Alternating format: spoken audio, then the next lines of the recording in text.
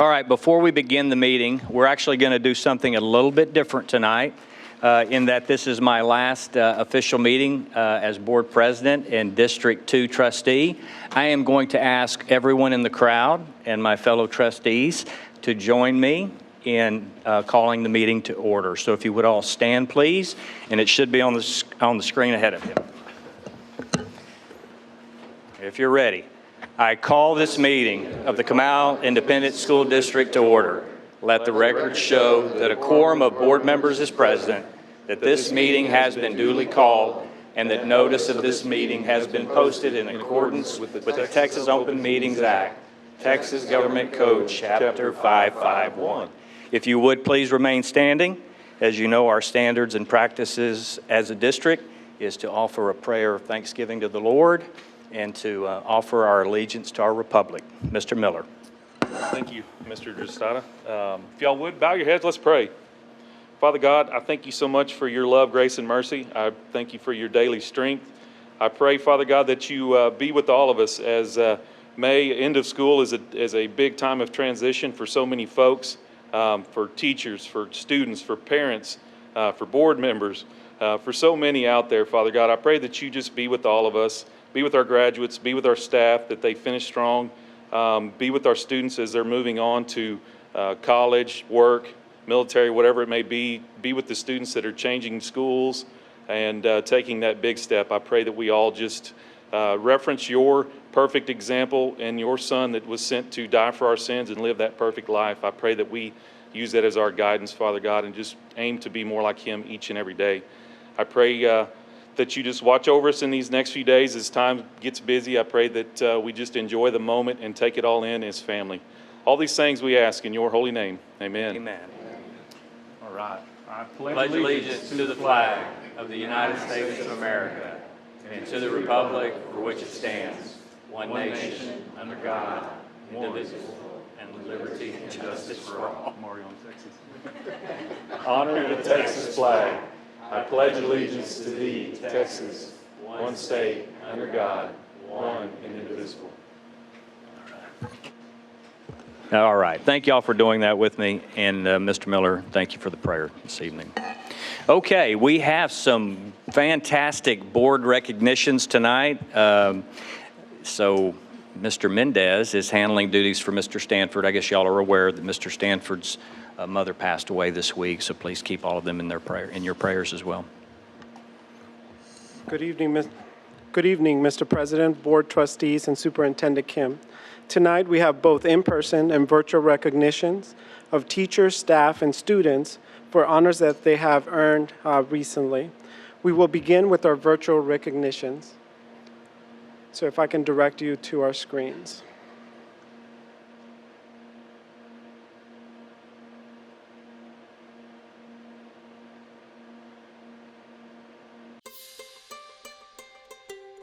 This evening, we begin our recognitions with one National Merit Scholarship winner from Smithson Valley High School. Emma Kirchhoff is the winner of a National Merit Scholarship of $2,500. She plans to study bioengineering at Rice University.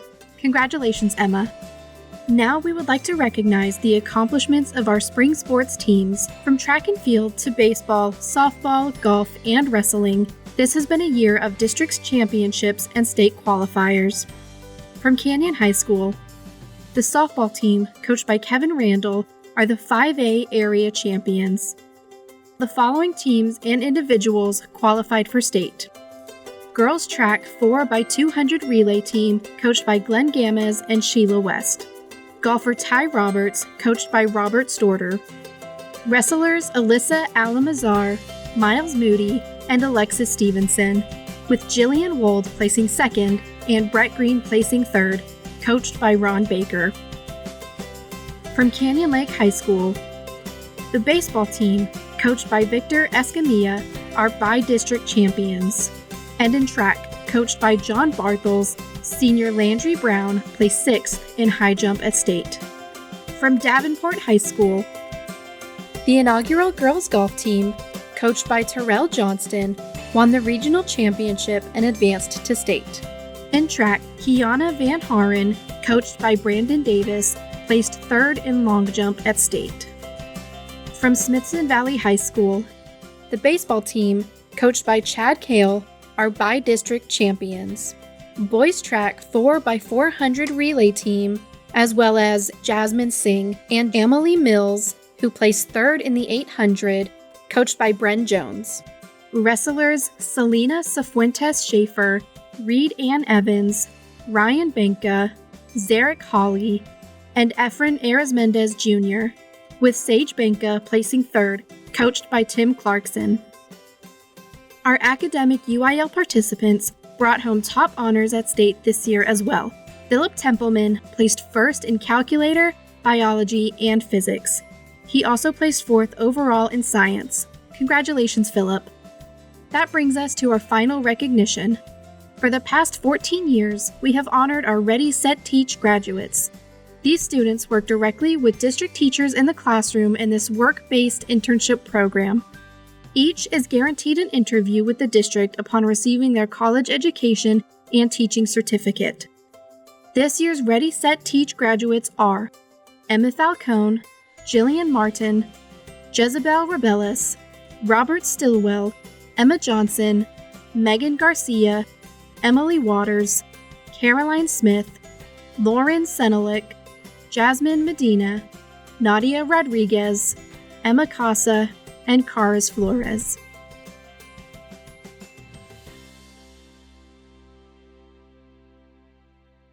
A couple of updates for our virtual recognitions. The Kenyan Lake Hawks baseball team are area champions and continue to play for the state 4A title, as well as Smithson Valley Rangers baseball team are also area champions and are playing for the state 6A title. Both teams are currently in the regional quarterfinals. Before we close our recognitions for tonight, if you can join me in front of the diocese, we have one more special group to honor.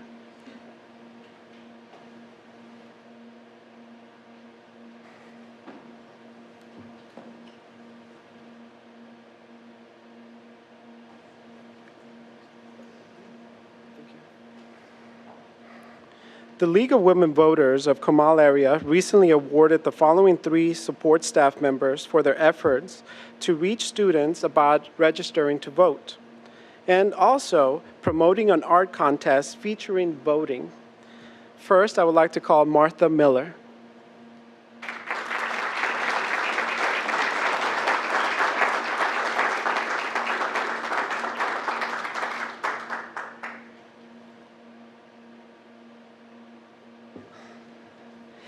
Next, I would like to call Patricia Nieto.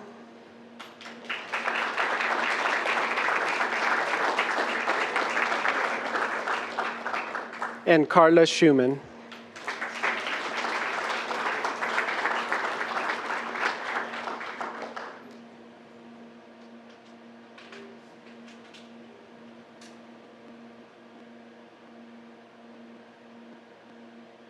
We haven't done this in a while, but if there's any parents that would like to do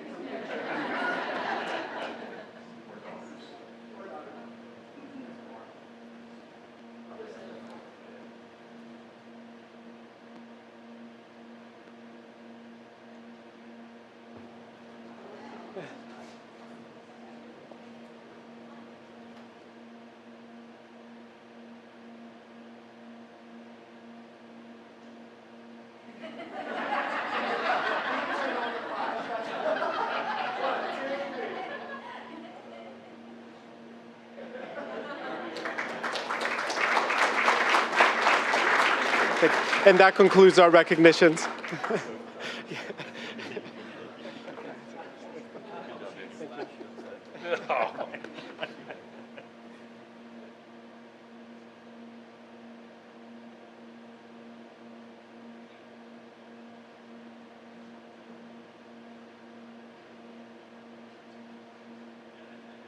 That's been every bit of 14 months since we've been able to do that, and it's nice. It's nice having the barriers down between us, and just the continuing return to normal, which sets the stage, I think, for closing out the year strongly, and of course, getting the new one started off the right way.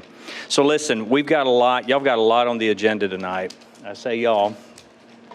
And we have a couple of board members that have some other obligations. So if we can move through this pretty quickly tonight so Mr. Miller and Mr. Garner can possibly get to some other functions.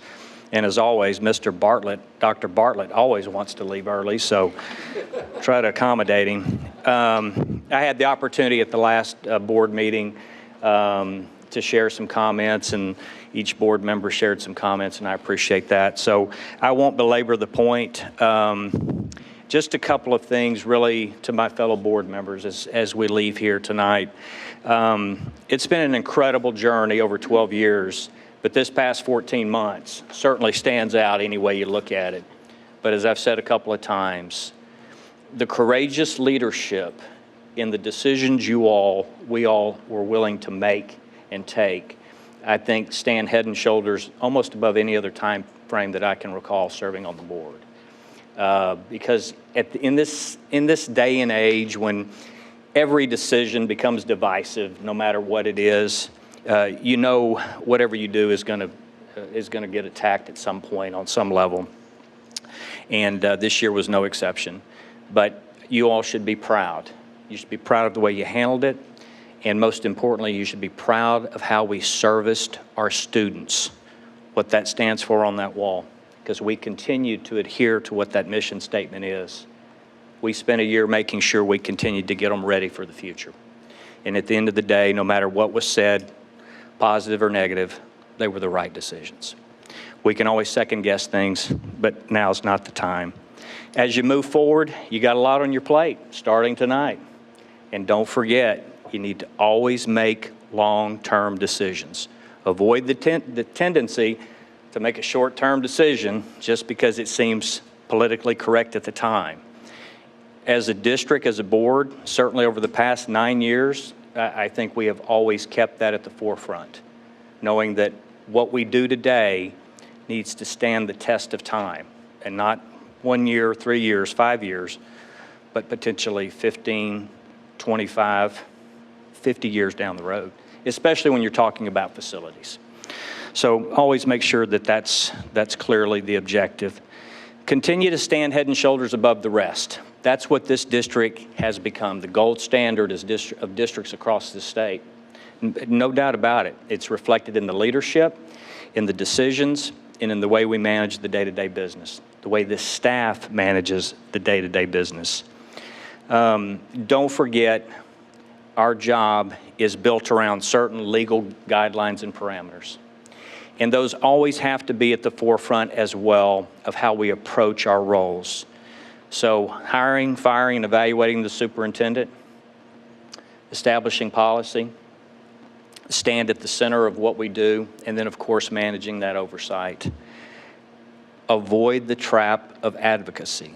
It's the tenet that typically gets boards in trouble quicker than anything else.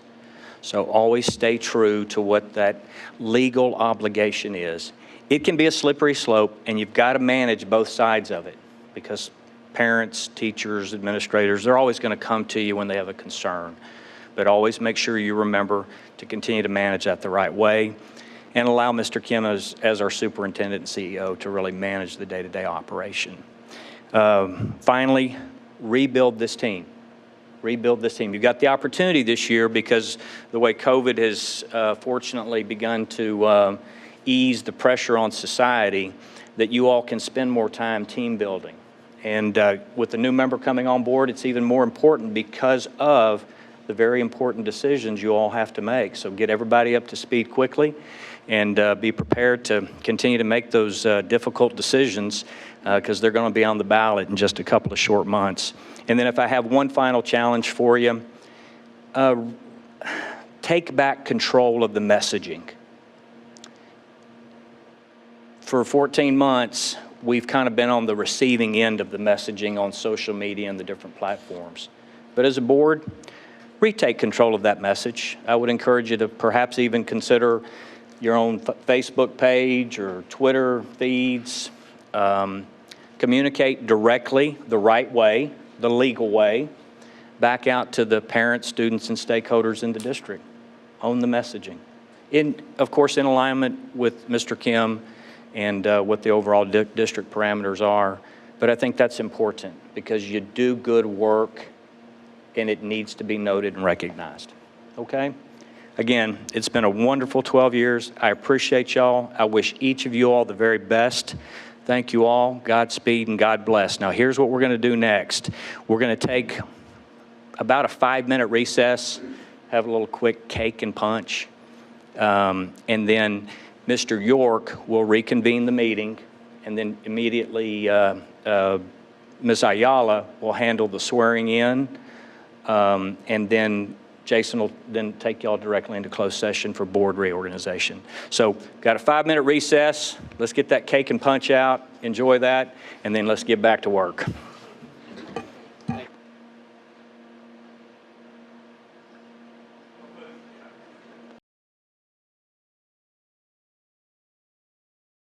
Okay, ladies and gentlemen, we will continue here with the meeting. A little longer than a 5-minute recess there. Mr. Drestata taking it every last little minute he can. Okay, next on the agenda is the oath of office. Ms. Laura Ayala will proceed with the oath of office to Courtney Biasotti, Tim Hennessy, and Michelle Ross.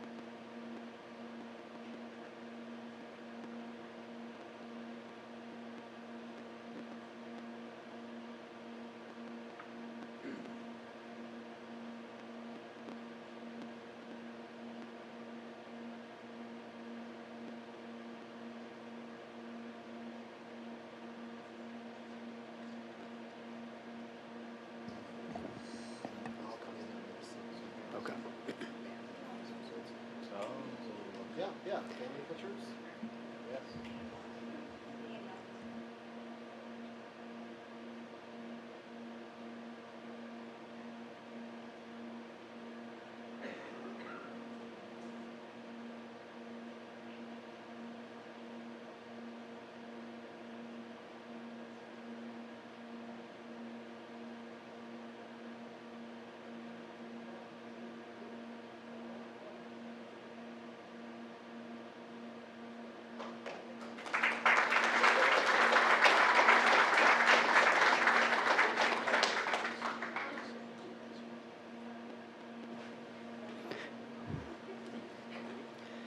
The Board of Trustees on May 20th, 2021 at 6:29 p.m. We'll convene in closed session pursuant to sections 551.071 through 551.082 of the Texas Government Code to discuss agenda items 10A through B.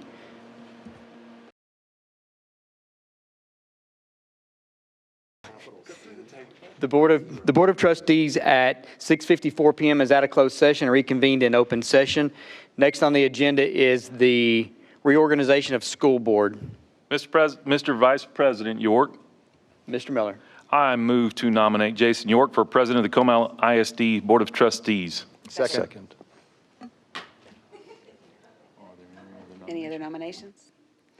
Hearing no other nominations, I declare Jason York elected president.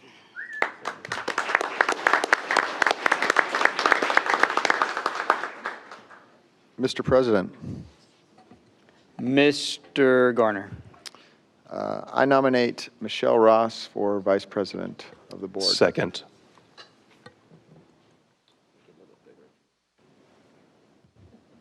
Hearing no other nominations, I declare Michelle Ross elected Vice President. Mr. President, Mrs. Ross. I move to nominate Marty Bartlett as treasurer. Second. Any other nominations? Jason. I did. Hearing no other nominations, I declare Dr. Marty Bartlett elected secretary. My bad, treasurer. You got out of order. Secretary is supposed to be next. Mr. President, Dr. Bartlett. I would like to nominate Tim Hennessy for Secretary of Comal ISD Second. Board of Any other Trustees. nominations? Hearing no other nominations, I declare Mr. Tim Hennessy elected secretary.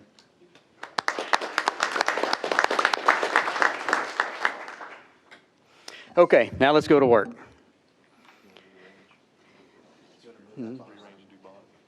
Yeah. Okay, we're going to rearrange a little bit on the agenda. So next on the agenda is going to be still under superintendent reports and board information. We're going to move the bond 2021 up. We've got a couple of folks that have obligations as well that we really need to get to. So if y'all don't mind, just bear with us. Bond 2021 presenter is Mr. Andrew Kim. Mr. President, thanks so much. Board members, appreciate it very much. Congratulations to all of you as well tonight. You should on your desktop find the copy of this PowerPoint presentation in Bond 2021. I'll speak very slow so that you can find those and lengthen this board meeting a little longer. Oh, no one's laughing. Okay.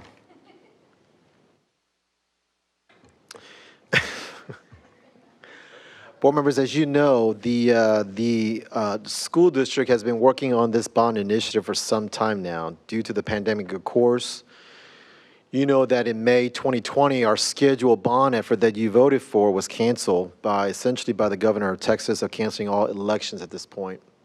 Since then, of course, we've been dealing with the COVID and the pandemic issue of our school district.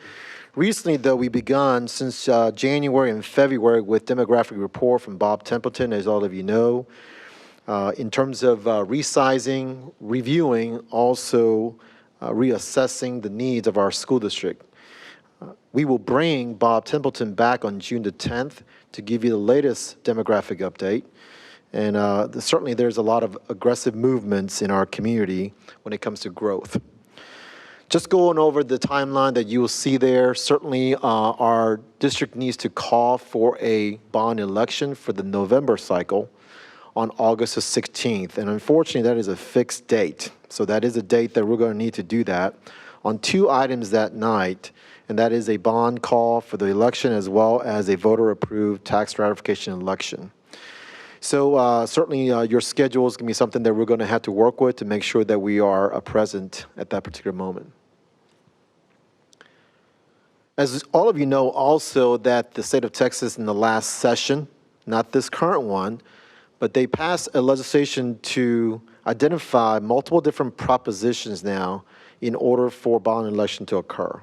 It used to be that you could go multiple proposition or one proposition, and traditionally in our school district we've done one because of the fact that perhaps our geographic dynamics of our school district is such that we didn't want to divide our community in many ways. But now with the legislation in the Senate bill that was passed in the last biennium session, we're now having to go through a process of presenting to you in different proposition items. Proposition A was certainly subject to change upon your direction. Our current estimate right now is at the dollar amount that you see there on the underlying portion of this ballot language. This essentially will be the ballot language that our voters will see.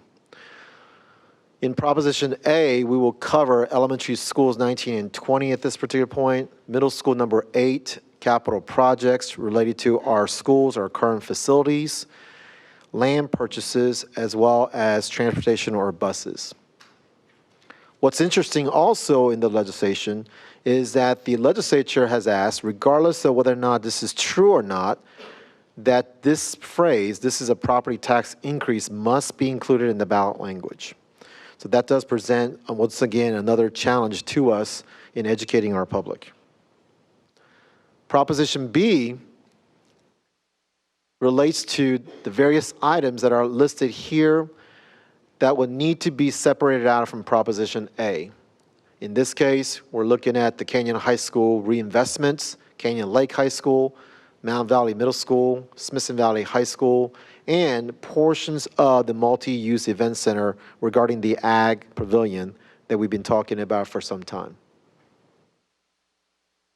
Once again, the phrase, "this is a property tax increase," as part of that. Proposition C mainly has to do with now the multi-purpose event center, the primary building of that multi-event center. And so that is something that we're going to need to bring forward to you as well. And then Proposition D regards technology for our school district. It used to be that technology was inclusive in one aspect of the school, but now it has to be separated out going forward by law. So there are essentially 4 propositions that we'll be presenting to the board for consideration in the future. Certainly from now until then, we'll be asking for additional feedback from you as well as our public. We do have a focus meeting set aside on Monday night, for example, where we will garner additional information regarding the language as well as the direction of our school district when it comes to the propositions. Let me hold right now and ask if there's any questions, and let me turn it over to you, Mr. President, if there's any questions on the dais regarding the languages so far. Thank you, Mr. Kim. Dr. Bartlett? Just one question. Was C did not have an estimated number? Do we not have an estimated number for that? So at this time, we are working through some estimated numbers on those in the multi-purpose event center. So we didn't want to put a number there until we have a finalized dollar amount that we're looking at. Yeah, I mean, I know we had some numbers in the past, and now We you have. pulled some of that out and put it into B. And so We did. So once again, I think we're trying between to the size that, once again, the main event center to see what we can do with in order to make sure that we bring a more of a definite number to that. June 10th, we'll have a better number for you to share with you.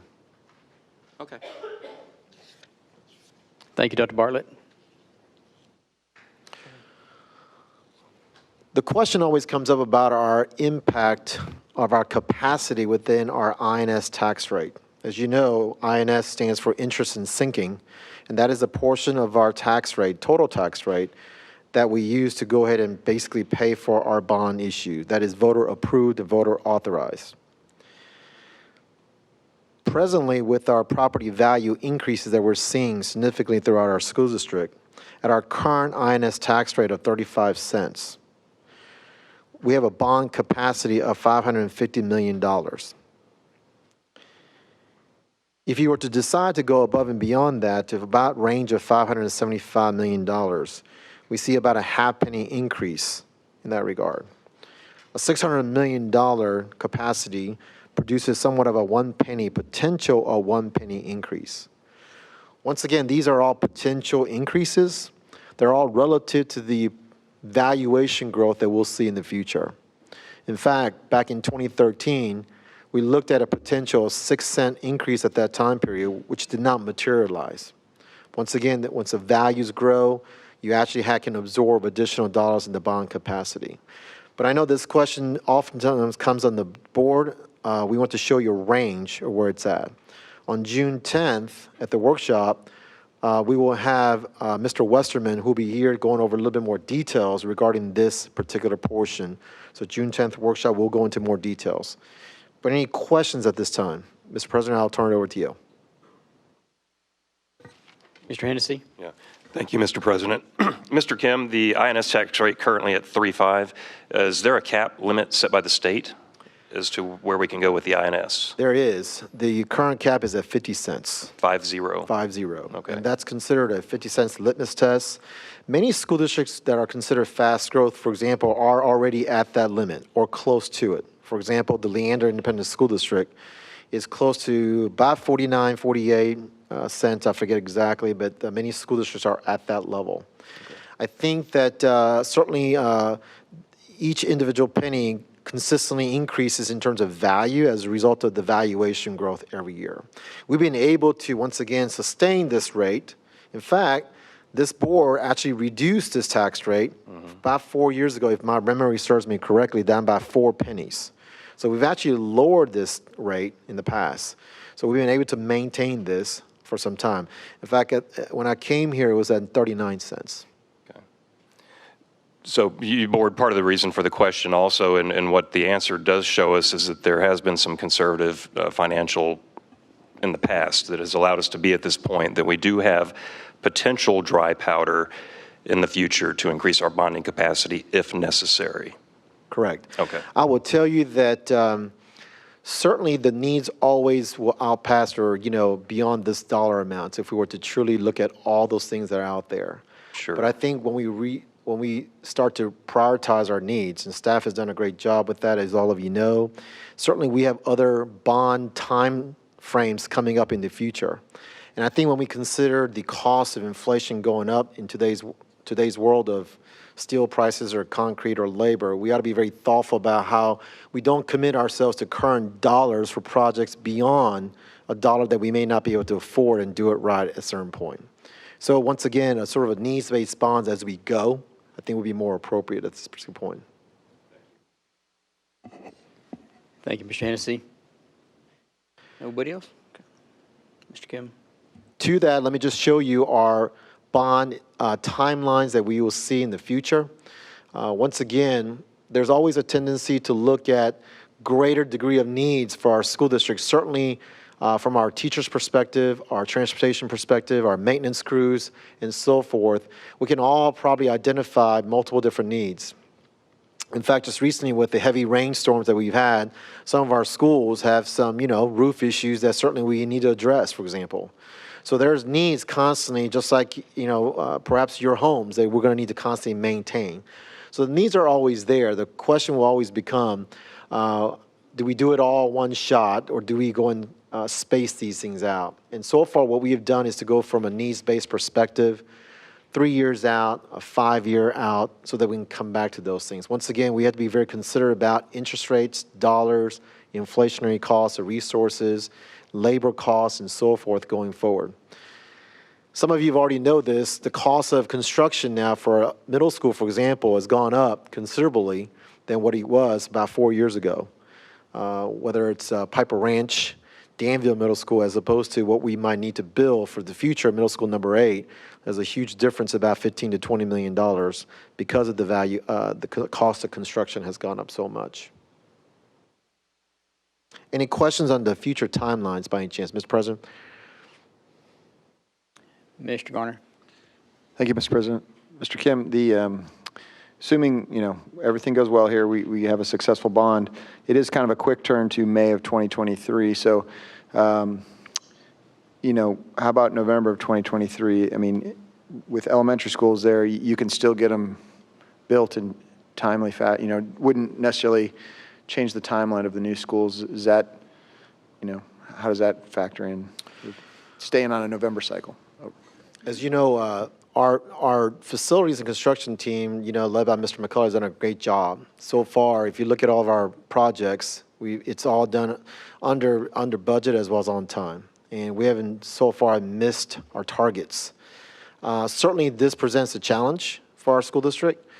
I believe largely due to the fact that we cancel this May 2020 bond issue. So we do have a little tighter timeline on this issue. I know that there's always consideration for more schools to be built, but I think once again, that may be a school too far in terms of the timeline issue. So I do think that with this project, we vetted the timeline issue to be able to get it on the ground, because what we want to do is not miss that the timeline issue of opening those schools by that school year in August. Right, and obviously, current conditions say that there's been some delays with commercial construction, so that if we waited a full 2 years, that potentially puts us to where we can't get it done by the school year that we need it done. Mike and his team meets on a regular basis with all of our architects as well as construction folks that's been involved with firms to really understand our timeline issues, resource issues. I will say that I think the challenge has been that the price fluctuation is almost on a weekly, if not daily basis right now. So we do watch that quite a bit. Certainly, you used to be about a 6 month or a year in terms of pricing, but it has changed quite a bit of late. So we're constantly watching those particular numbers. Thank you. Thank you, Mr. Garner. Board members, certainly let me close out by talking about the challenges that I think you're going to face when we decide in August as where we need to go with our bond initiative. I think, number one, educating our community about the specifics of the bond initiative, sort of the confusion that perhaps might come about as a result of the ballot language. Certainly the multiple propositions is something that is a unique challenge to us in our school district as well. Certainly the overall district budget, because once again, in some sense, it may be easier, relatively speaking, for us to pass a bond initiative, but we're also going to need to think about the revenue that is needed on the maintenance and operations side to actually operate our schools with actual principals, teachers, and so forth. So the district budget becomes once again, an issue to deal with, and certainly we've been talking to you about that. As we mentioned, Mr. Garner, you brought up the issue of construction cost escalation. Certainly that's something we're watching. Right now, tonight, in fact, the legislature is considering bills, perhaps the 1525, which will have a tremendous effect on all school districts when it comes to school finance. So state legislature will conclude their meeting on May 31st. So that has a lot of bearing in some of these issues that we're talking about going forward. And then certainly interest rates. I know that you've heard Mr. Westerman when he presents here that we haven't seen much movement on the interest rates, but I think that if you read the tea leaves right, in my opinion, I think there might be some movements here in the interest rates, which will then affect cost structures as well, too. So that's something for us to think about. So once again, these are some challenges that we do have to think about, and certainly for you to certainly ponder upon and challenge us to go ahead and give you the best information possible. What I wanted to go and give you a little teaser to prepare you for the June 10th workshop is a interactive tool that's been developed by staff to kind of show you what that looks like. And Ms. Crystal Hermish is going to help me here. So what we wanted to do is give you an opportunity on June 10th to work through various items that we have identified as a priority in our school district. And then it is an interactive tool. So what you'll see is a main page tool that you just saw. And then as you go to each proposition or activity, you can click on some of these and say yes or no, or adjust the dollar amounts. And then that affects the whole dollar amount in terms of what you want to see.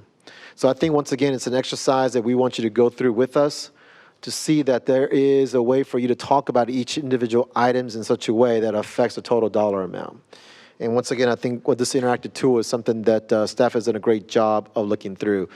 And this is based upon discussion that we had last time about, for example, the number of laptops, in terms of what we need or how much we do need. So we created, once again, a way for us to kind of see, for you, in terms of if we were to take away all those laptops, what is the cost? And how does that affect the whole situation? So once again, it's an interactive tool that we'll see there. We will, once again, do this as part of our workshop and move forward with this, certainly on June 10th.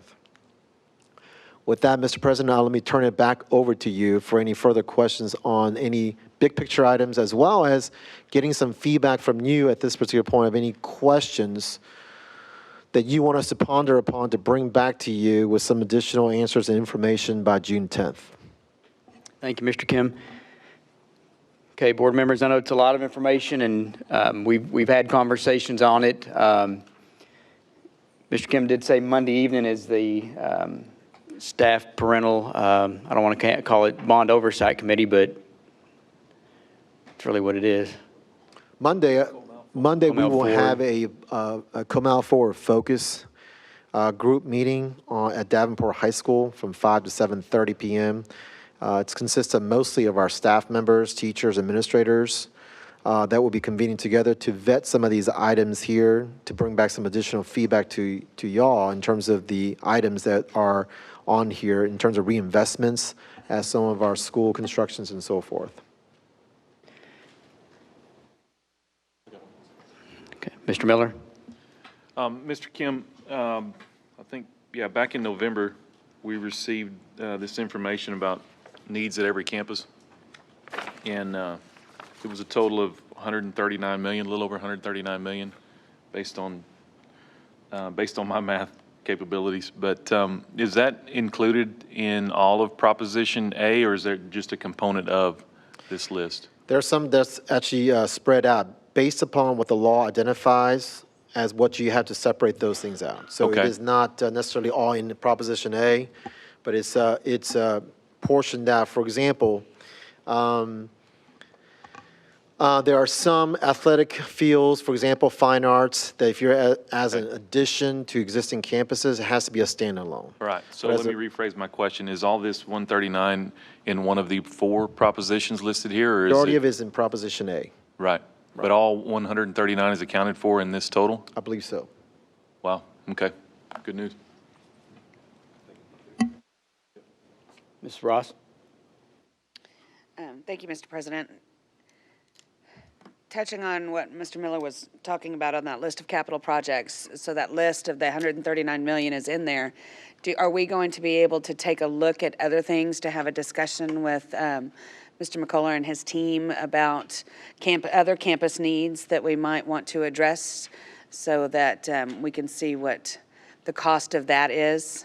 Absolutely. Okay, I so- think the challenge will be certainly, once again, the team does a great job of continuously adding onto sort of our master list of needs that we have. The question becomes, how do we prioritize those over others? And certainly that's what you have there from a staff's perspective of what's recommended for now.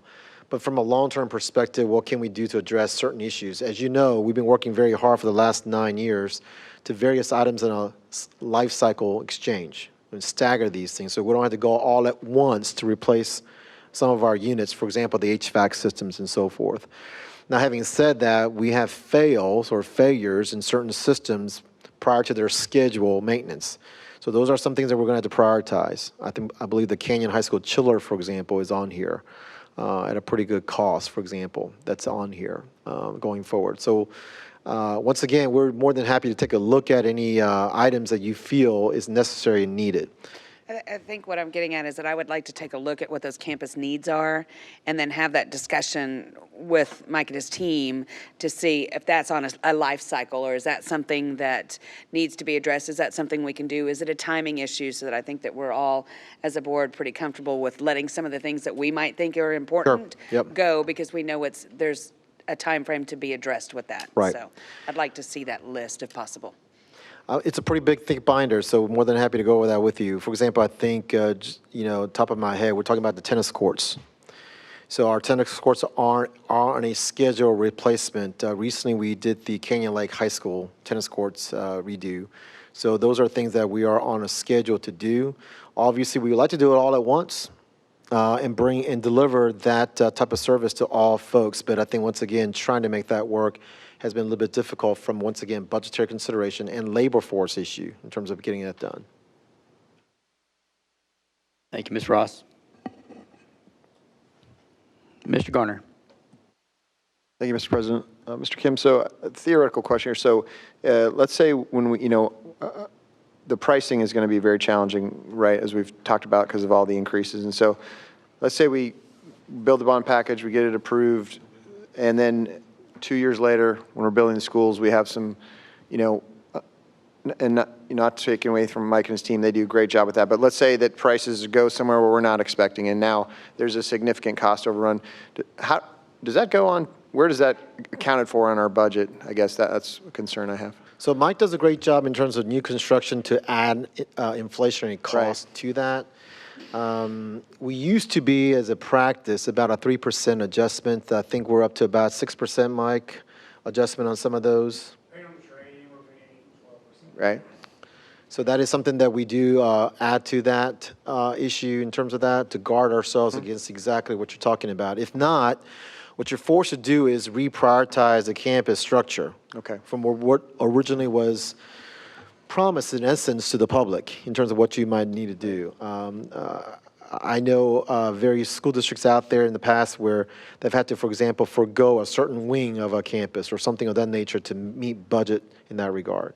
So certainly that's not the situation we want to get into. Right. So timing is a big issue in all of this. Okay, thank you. Thank you, Mr. Garner.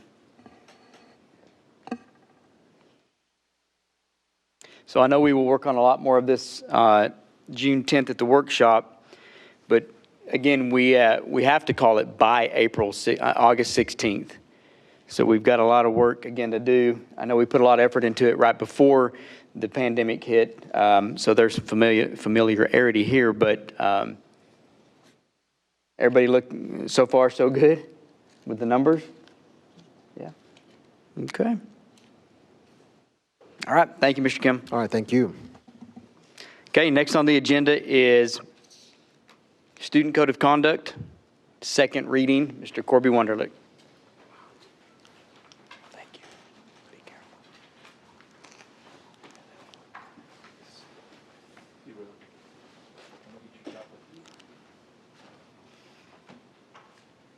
Good evening, President York, Mr. Kim, board members. Tonight I bring to you the second reading of the 2021-22 school year Student Code of Conduct. Each year, the Student Discipline Task Force, comprised of principals, assistant principals, and support services staff, meets and provides guidance by reviewing, editing, and updating the Student Code of Conduct. The committee has recommended minor updates consisting of grammatical items, formatting, and alignment of infractions to appropriate category of offense this year. As you are aware, the Student Code of Conduct does require board action and will be brought back next month for said action. This time, thank you, and I'm happy to answer any questions you may have. Thank you, Mr. Wunderlich. Mr. Hennessy. Thank you, Mr. President. Mr. Wunderlich, so the page 19 regarding, actually that doesn't really matter.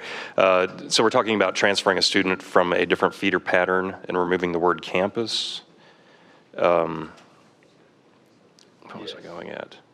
So currently, we would transfer them to, instead of said campus with multiple middle schools potentially, we would maybe look at transferring them to different feeder patterns. And would we be responsible for providing transportation? That is something that we need to get back, we need to do some further research on. Yes. Okay, thank you. I would be inclined, board members, if that is something that we have to discuss in the future, that we not provide that transportation. So just wanted to see where that may be in the future. Okay, thank you. Thank you, Mr. Hennessy. Okey-doke. Thank you, Mr. Wunderlich.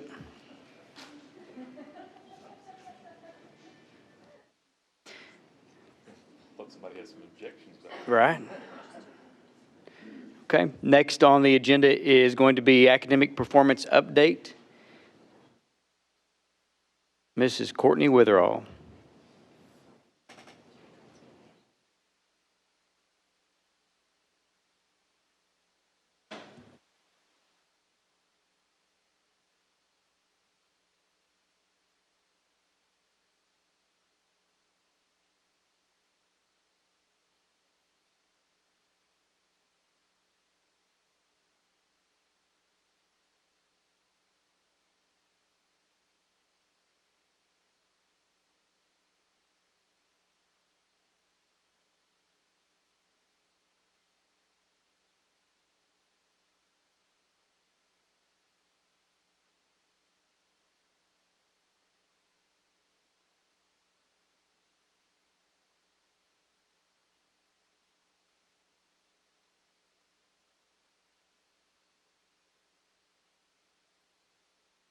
Ms. Witherall? All right, is the button on?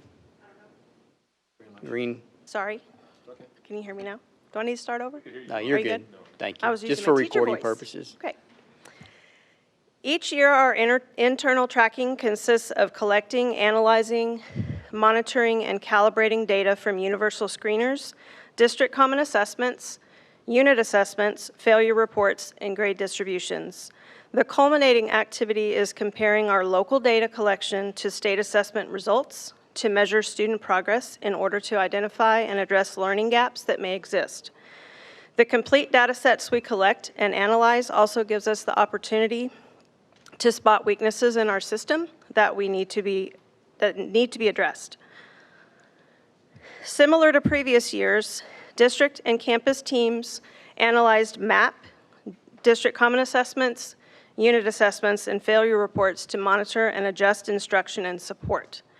During the 2021 school year, administration provided regular data updates to campuses. The process of data analysis is conducted through district instructional leadership team meetings, campus checkpoints in the fall and early spring, collaborative team cycle or CTC, and meetings at the campus level. At the middle of the year, our kinder through second grade students were assessed using NWEA MAP.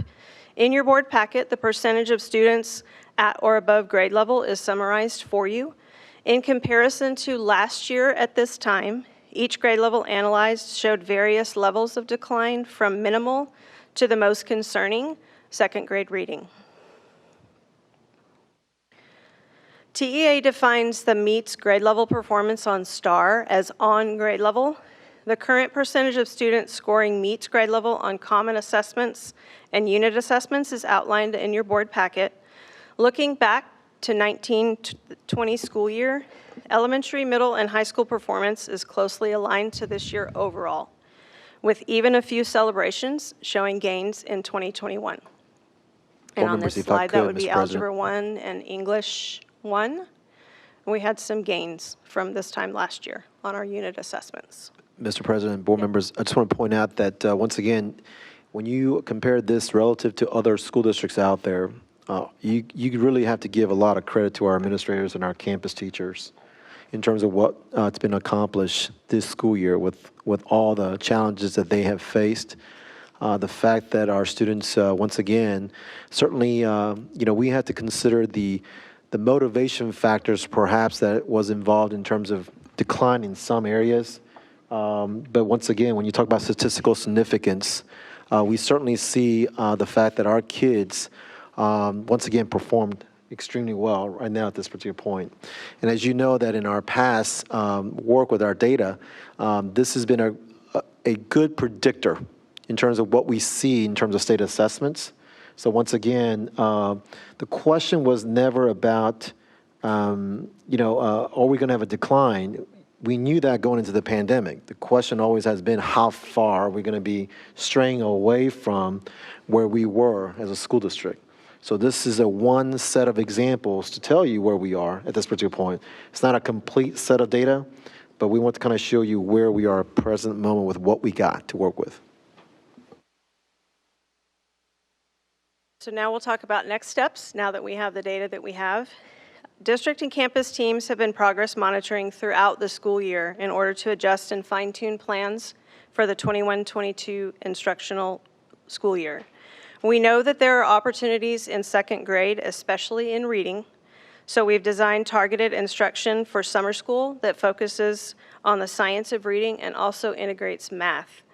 The teams have already begun developing a learning recovery plan and adjusting curriculum to accelerate the closing of learning gaps.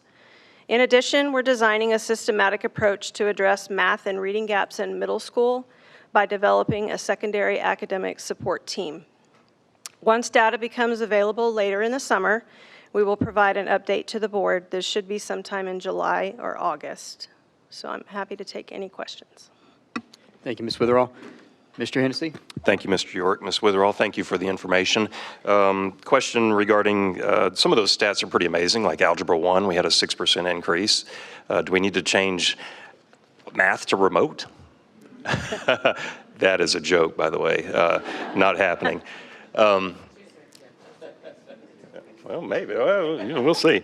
The question is regarding the English stats. Are we including our ESL students as part of that? Are they testing, and are they included in that number? If they are administered the unit assessments on their campuses, and for the most part they are because they're in that course. So Okay. if they're enrolled in that course, they're taking the unit assessments. So that's all inclusive of all of our students. Even our special ed students as well take the unit assessments. Okay. If they're enrolled in that course. So we're monitoring all of those in our checkpoints, and we actually break that data down each time that we have a checkpoint meeting for the campuses. Okay. And have y'all analyzed that data that shows the 6% increase? Why a 6% increase in such a weird year? I think it's the work of our curriculum team. I'm going to shout out to Taylor. I don't know if you have any specific details on Algebra 1 and what your team has done, but I know that there's very targeted, based on our historical data. Taylor and her team does a great job of analyzing and doing targeted support, but I'm going to let her talk about I would be curious to find out, what did you do? Yeah. Absolutely. Well, I would say we didn't do anything different. We just continued with our system of support for our teachers, and we didn't change what we've done in the past. So as you recall, a few years ago, we implemented unit assessments in our EOC areas, and this year we didn't waver from that. And so that consistency we've seen over the years as we've had unit assessments and the frequency of progress monitoring, we get better each year, and we kept doing it this year. And as our EOC scores are trickling in, that's showing that we're continuing to progress, doing what we know is best is frequent progress monitoring. So what you're saying basically is that we didn't lower our expectations for our students. Bar here Right. for everyone. Absolutely, sir. Fantastic. And so this gets a little bit off base, but I want to talk about last night at Kenyan Lake High School when we celebrated those top 15 academic kids. So when I go around and I ask these kids, how did you get there? Why are you here and your peers are not here? It always had to do, I guarantee you, every single one said, my teacher challenged me and did never lower the standards. Always challenge, challenge, challenge. What she has just said to us is that they kept the challenge still up there, still really high. And so it obviously pays off. I say we continue to challenge. So I'm looking forward to great things. Thank you. I appreciate it. Thank you, sir. Thank you. Mhm. Thank you, Mr. President. Very good. Thank you, Mr. Hennessy. Ms. Ross? You know, I expected some learning loss. We all did. Pleasantly surprised that it's pretty minimal. And it's very much appreciated. I've been a nervous wreck up here for months and months, dying for some data. And so I am impressed with the lack of large numbers. I do see, the math, grades 3 to 5 is a little concerning. I mean, we have a 12% loss there. I have no doubt that we'll get it to where it needs to be. And by the time they get to that Algebra 1, they'll be back on track. But thank you for bringing some data. I look forward to July when we hear more and more, and some detailed plans on this learning recovery plan development. I'd love to see some definitive plans of what you've got for some action there. So thank you. I will say to that point, one of the biggest challenges that we will have, as you talk about the learning recovery plan, is we will still have students, even after this school year, that will have data gaps and will not have STAR data or will not have certain data just because of their participation this year. And that is something that we will be monitoring to make sure that that learning recovery plan without significant data is addressed as well.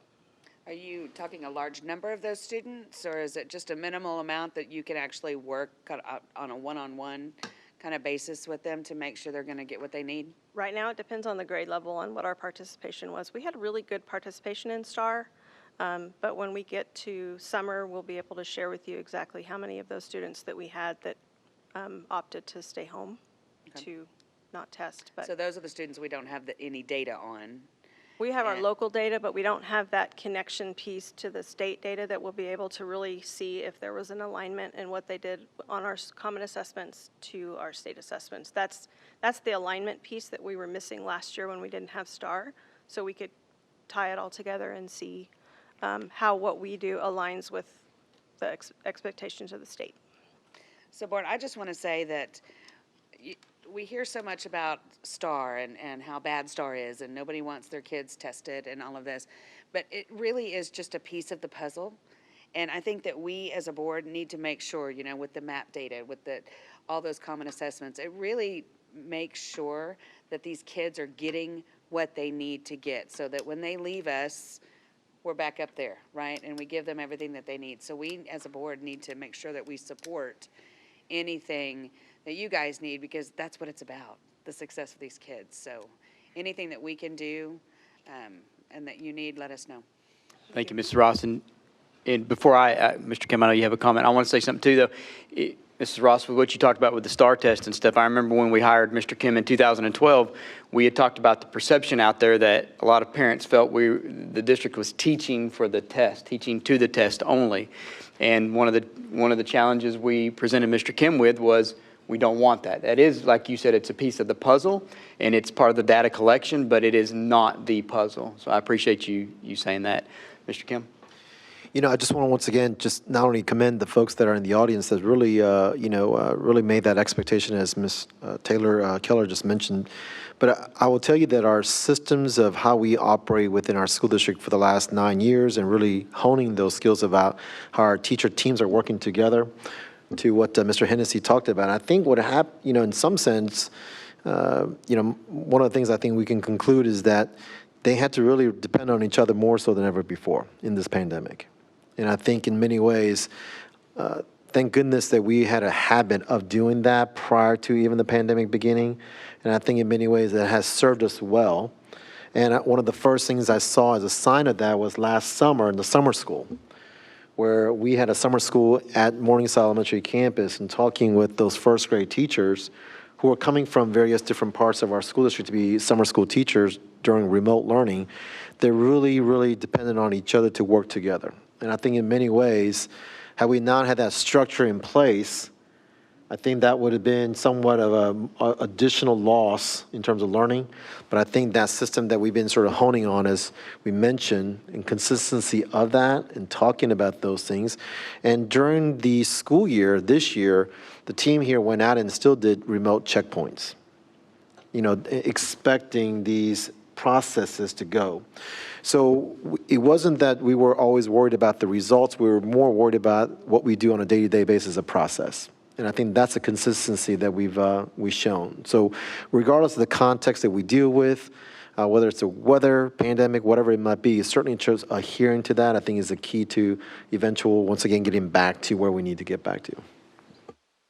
Mr. President. Mr. Miller? I just want to thank you guys for all the hard work and for this report. And really, I really want to touch on, just bring to light to all of y'all the standard. Y'all talked about standards and not lowering standards, but the standard was really set for this performance to even be as close as it is as what we're seeing right now. Back last July, when this administration made the decision that we're going to start school and we're going to start school on time. And we're not going to lower our standards, and we're not going to be wishy-washy about this. We're going to start school. We're going to start school on time, so that set the standard for everybody, down to the kindergartners, to the first graders, whatever it is. Hey, school's going to start, and we got to show up, and we got to go to work. And without that, I think, you know, obviously that trickles down to everybody. When everybody shows up and says, hey, we're going to keep our standards, we're going to start school, everybody buckles their chin strap and gets after it, and that's what happened. And when you start, and so throughout the school year, everybody showed up. Kids were showing up, teachers were showing up, things were getting done, school was being taught. When you start talking to folks around us in some of these surrounding districts, it's extremely scary how many kids they do not know, they don't have any contact with, they don't know where they're at. And it's because of the way that they went about this whole thing, and this is the difference. It's this man and it's all these folks in this room looking back at us, and it's all the teachers in the school that decided to show up, and that's the reason that we're even successful. So I don't want to lose sight of that. I think anything that we're seeing today that's even remotely good is a win because of everything that we're dealing with, but it was because everybody showed up to work and got after it. And can't thank you guys enough for all the hard work. And I know it hasn't been the year that anybody wanted or anybody expected, but the fact that we are where we are today is because of all y'all's hard work and y'all's efforts, so thank you. Absolutely. Thank you, Mr. Miller. Okay, very good. Thank you, Mrs. Witherall, and thank you too, Mrs. Keller, for coming up and sharing that piece. Okay, next on the agenda will be Mrs. Catherine Yonda with emergency purchase notifications.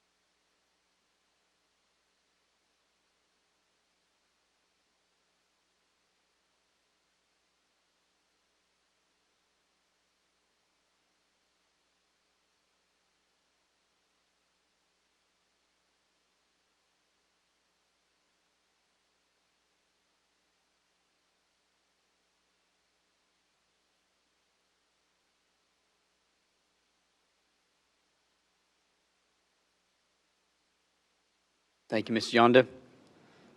Nope. Okay. Next is the consideration and approval of consent agenda. Mr. President, Mr. Miller. may I please pull item F? That was the same item I was pulling, so all right, thanks. All right, cool. Okay. Mr. President, Mr. Miller. I move to approve the consent agenda items as presented with the exception of item F. Motion made and second. Any further discussion? And motion carries. All in favor, I'm sorry. Motion carries 6-0. I've been out of this, sorry. Okay, Mr. Miller, item F. And Mr.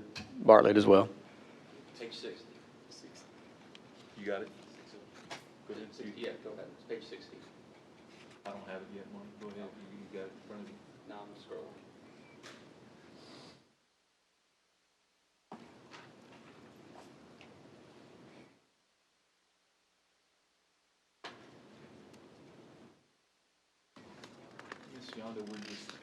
Ms. Yonda, we're just pulling for 58. Yep, that's what I see too. All right, perfect. We're just pulling as a formality. Mr. President, Mr. Miller. I move to approve ranking of firms submitted by administration. In addition, I authorize district staff to enter into negotiations according to approved rankings and execute any documents necessary and advisable to finalize any subsequent agreement related to RFCSP 21-13. Mr. President, I second it, and then I do have a series of questions, actually. Okay. Come on back up, Mrs. Yonda. I thought my fellow board member had a bunch, so I was deferring, so. All right, let's get started on this one. This is a CSP bid, right? And on the cost evaluation page, was the evaluation based on the base amount or including all the alternatives? And if it was the alternatives, is there any trade-off with those alternatives, or do they all add up and needed? So when we put this proposal together, knowing the increase in costs as a result of all the storms and COVID and everything else, we weren't exactly sure where we were going to land on this. So we'd set a budget with the architect of where we thought it was going to land. But we separated out all of those different pieces in hopes that, you know, if we could get them all within budget, what we thought, it would be great. And we were very pleased with the pricing. It did come well under what we expected. So the pricing that you see is based on accepting all of the alternates. Okay. We did across the, I think on that pricing page, across the bottom total. So they're not trade-off. It's not like you could take, you know, alternate 2 versus 3. Each one is additive as something. Correct. Additional Yes, benefit. they were all Okay. additive alternates. Yes, sir. All right. And then second, on the next page with the evaluation factors, how do you get extra credit under proposal personnel with a 10-point cap system? How did some of them get 11 or, you know, higher numbers than 10? Oh my goodness! Wow, that's a really great question. Okay, so there's not really extra credit. I thought maybe their personnel were just better looking or something, and so they got. You know, I'm not perfect, believe it or not, but I am going to go double check all right, just wondered. those numbers. I wondered. I'm just going to say that we opened this bid on Friday morning at 9. I put together some sheets. We evaluated at 11, and I had board docs turned into Laura that afternoon. So. Okay. Well, you will be happy to know that the extra credit did not make a difference. So that's an important piece. It was probably some of my evaluators putting higher numbers than what they were supposed to, if I'm going to make a bet, but I'm going to blame it on them. Yeah, that is a good way to skew an award. But anyway, we won't go there. All right. Last question. The lowest cost provider would have won if their financials were similar to the winning bid.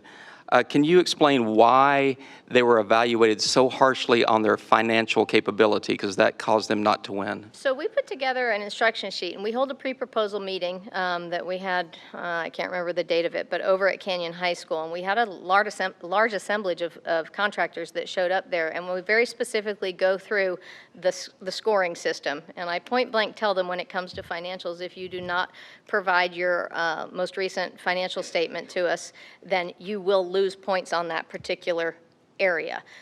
When we evaluate that, the instruction sheet that I give to evaluators asks them to look at their cash on hand and their asset to liability ratio, because we want to make sure that we're going into a project of this nature, this scope and size, with someone that's going to be able to float their project, you know, until we can get them paid. So on the one that you're asking about specifically, they did not provide their financial So it was just an statements. omission on their part. And the one right next to it that got even a lower number, probably an omission also. Yeah, Okay. and I'll tell you the difference between why one got 2 points and why one got 1 point is one actually made a comment in there about their bonding capacity. So we had some evaluators that felt that, well, at least they told us that much. Okay. But when you have audited financial statements from other proposers where we've specifically asked for that and we can see the specifics of their, you know, the financial strength of their company, they're going to score higher. Okay, very good. All right, I'm comfortable. Thank you, Ms. Yonda. Thank you. I can't believe that, though. Thank you, Dr. Bartlett. It's just Mr. math, Hennessy? that's all. Thank you, Mr. President. I do want to follow up actually with what y'all were just talking about in regards to the extra credit. Is that something that we need to go back and look at? Because I want to be sure that all of these companies have been working off of the same common denominator. Was it one person that awarded 20 points that, you know, skewed the average math? Was it 5 people? I just want to be sure that all these. I will go back and double check that, but as I look at this quickly as what our top ranked contractor is, our top ranked contractor actually hit the Yeah. 10 points. So everyone else actually did get extra credit and did not Yeah, I looked, surpass Mr. that. Hennessy, I So looked at do that still feel comfortable specifically. with this. And Is yeah, that a direct correlation, though? Does it was, I looked specifically to see if there had been a possibility that it would change our awardee, and it would not. It would not, Okay. correct, yeah. Okay.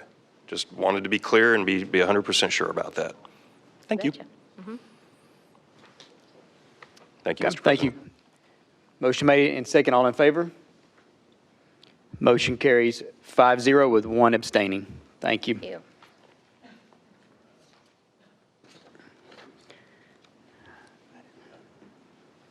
Okay. Next on the agenda is back to closed session. So the Board of Trustees on May 20th, beginning at 7:49, will reconvene in closed session or convene in closed session pursuant to sections Government Code 551.071 through 551.0821 to discuss agenda items 10A through B. Thank you all very much.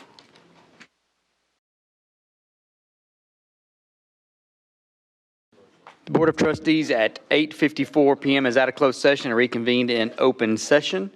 Mr. President, Mr. Miller. I move to approve the superintendent's personnel recommendations as presented in closed session. Second. Motion been made and second. All in favor? Motion carries 6-0. What did I do now? Announcements. The next scheduled board workshop will be held on Thursday, June 10th at 6 PM. Next scheduled board meeting will be held on Thursday, June 24th at 6 PM. And trustees, the ones who won the lottery of SLI, the Summer Leadership Institute in San Antonio, June 16th through 19th, we really need to make every effort we can to attend San Antonio or Fort Worth, being held in September? September is the Dallas one. Or Dallas, okay. But yeah, if,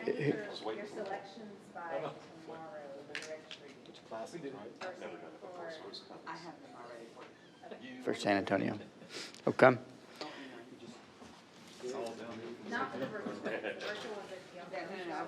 I've already picked them, I just need to send them. Did you say June 24th for a regular board? Okay. There being no further business, the meeting is adjourned at 8:56 PM. Thank you all.